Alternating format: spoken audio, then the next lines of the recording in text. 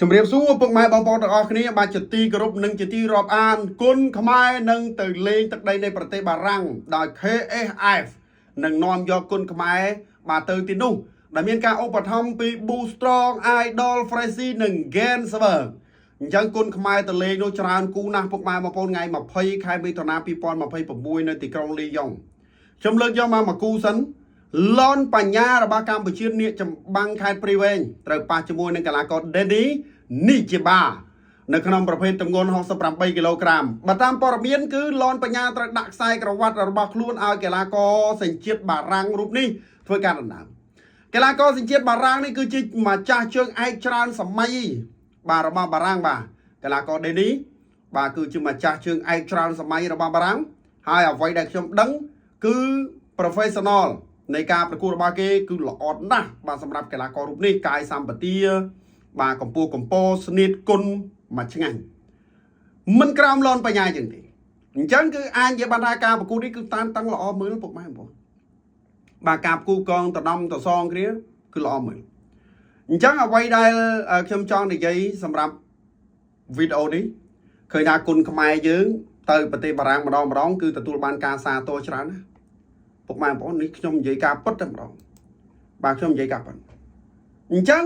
នៅថ្ងៃនោះមានការប្រកួតពេញណាពុកម៉ែបងប្អូនរហូតដល់ទៅ6គូពុកម៉ែបងប្អូន6គូបាទនៅក្នុងព្រឹត្តិការណ៍នោះបាទមានគូកីឡាការិនីមួយគូមានខំខ្លានាងសំអឿនសភាមានឈុតស្រីវ៉ាន់ថងលនបញ្ញាគ្រូក្មេងសៀងហៃហើយខាងគេវិញក៏ដូចគ្នានៅពុកម៉ែបងប្អូនណាគេដាក់សត្វលំដាប់របស់គេមកដែរអញ្ចឹងអាចនិយាយបានថាគុណខ្មែរយើងទៅម្ដងគឺផ្អើលនៅទឹកដីបារាំងពុកម៉ែបងប្អូនពិសេសបងប្អូន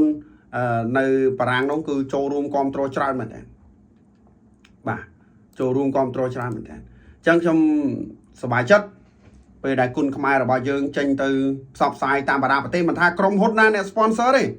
សប្បាយចិត្តទាំងអស់ឲ្យតំណមគុណខ្មែរទៅរៀបចំការប្រកួតនៅក្រៅប្រទេសហើយការប្រកួតនេះសូមបញ្ជាក់ណាមិនមែនចូលមើល free ណានៅបារាំងនេះវាយលក់សបុតណាពុកម៉ែបងវាយលក់សបុតដាក់លក់ហើយសបុតចាប់ផ្ដើមដាក់លក់សបុតហើយនៅបារាំងចង់បងប្អូនខ្មែរអាណិកជនដែលរស់នៅទឹកដីនៃប្រទេសបារាំងគឺចាប់ផ្ដើមទិញសបុតបដាហើយជនជាតិបារាំងក៏គេទិញជនជាតិផ្សេងក៏គេចាប់ផ្ដើមទិញដើម្បីចូលរួមទស្សនាព្រឹត្តិការណ៍ធំនឹងដែរឃើញទេបាទវាជាការផ្សព្វផ្សាយគុណខ្មែរមួយនៅក្នុងទឹកដីនៃប្រទេសបារាំងហើយដល់ស្រាប់ហើយកម្ពុជាយើងទៅវាយអស់ហើយនៅក្រិចអាមេរិកបារាំងអូស្ត្រាលីបាទទៅវាយចិនជប៉ុនកូរ៉េម៉ាឡេ